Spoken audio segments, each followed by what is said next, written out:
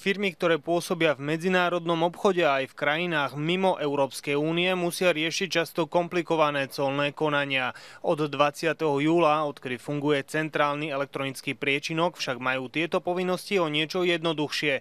Celý proces od zistenia potrebných povolení cez samotné podanie a vybavenie dokumentov môžu robiť elektronicky, bez chodenia na colné úrady a ministerstvá. Centrálny elektronický priečinok je elektronický informačný systém, ktorého primárnym cieľom je čo najviac zjednodušiť prácu pri exportno-importných aktivitách.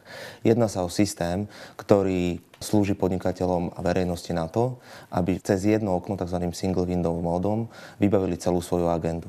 To znamená, že ak chcem urobiť nejaký vývoz a potrebujem k tomu povolenia iných štátnych inštitúcií, zrealizujem to pomocou tohoto našeho projektu, to znamená centrálneho elektronického priečinku, bez toho, aby som musel chodiť na nejaké ďalšie štátne inštitúcie. Tak, jak bolo možné vykonať v minulosti len úkon colného konania elektronicky, tak teraz je možné na začiatku získať informácie, čo je potrebné na to, aby sa tá obchodná transakcia so zahraničím uskutočnila.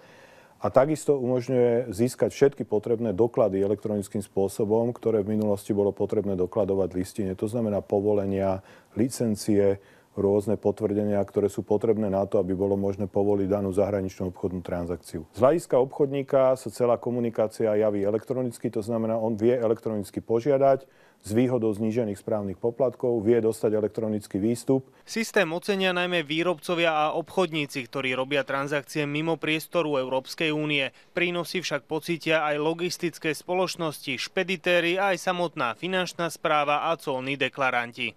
Je to systém, ktorý by mal odstrániť behanie po úradoch, po tých všetkých úradoch, ktoré sú potrebné pri dovoze alebo vývoze niektorých surovín, ktorých štát alebo Európska únia kontroluje obrat smerom zo zahraničí. Že pre ten zahraničný obchod ten prínos je v tom, že všetky tieto veci sa budú riešiť cez jedno okno, cez jeden poštový priečinok. Uvediem jeden príklad.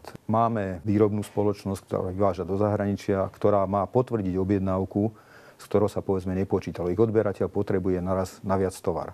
Kým dneska musel obehať všetky ministerstvá, ktoré povedzme tú komoditu, ktorú potrebuje pre výrobu, schvaľovali a potreboval získať povolenie, ak to bolo licencované, alebo ak tam boli nejaké kvóty dovozné, tak dneska túto vec vybaví cez internet a tá odpoveď je oveľa rýchlejšia. Systém centrálneho elektronického priečinku môže v konečnom dôsledku priniesť výhody aj pre Slovensko v rámci konkurenčného boja a kvality podnikateľského prostredia. Veľké nadnárodné spoločnosti totiž hľadajú na podnikanie práve krajiny, kde sa dá celý proces medzinárodných transakcií vybaviť jednoducho a rýchlo. A práve tento systém to Slovensku umožňuje. Všetky aktivity, ktoré sú u nás urobené cez tento single window, sa realizujú pomocou vyplňania formulárov. To znamená, po prihlásení sa vyplním formulár, kde automaticky mi odošle požadované žiadosti na všetky zapojené rezorty, kde už len si kontrolujú cez svoju schránku, skontrolujem, či mi už došla odpoveď o potvrdení zamietnutí, po prípade o doplnení niektorých podkladov a následne na to mi príde rozhodnutie, na základe ktorého už realizujem aktivitu, ktorú som chcel. Zefektívnenie týchto procesov vlastne priamo vplýva aj na podnikateľské prostredie.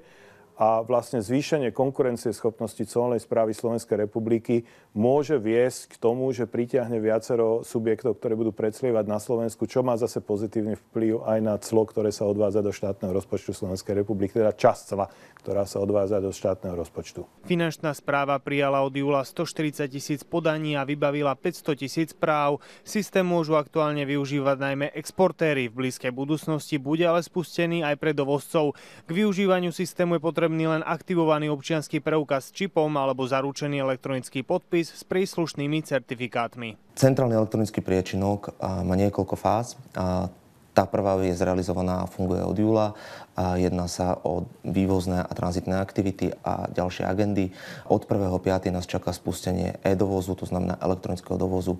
Na konci tohto celého procesu by mala byť kompletná komunikácia finančnej správy so všetkými subjektami pri vývozných aktivitách iba elektronicky. Odborníci vidia v budúcnosti aj ďalšie možnosti na rozširovanie systému. Zahŕňať by mohol napríklad procesy súvisiace s ďalšími subjektmi, bankami či poisťovňami v obchodných transakciách. To by prinieslo podnikateľom v medzinárodnom obchode ďalšie výhody.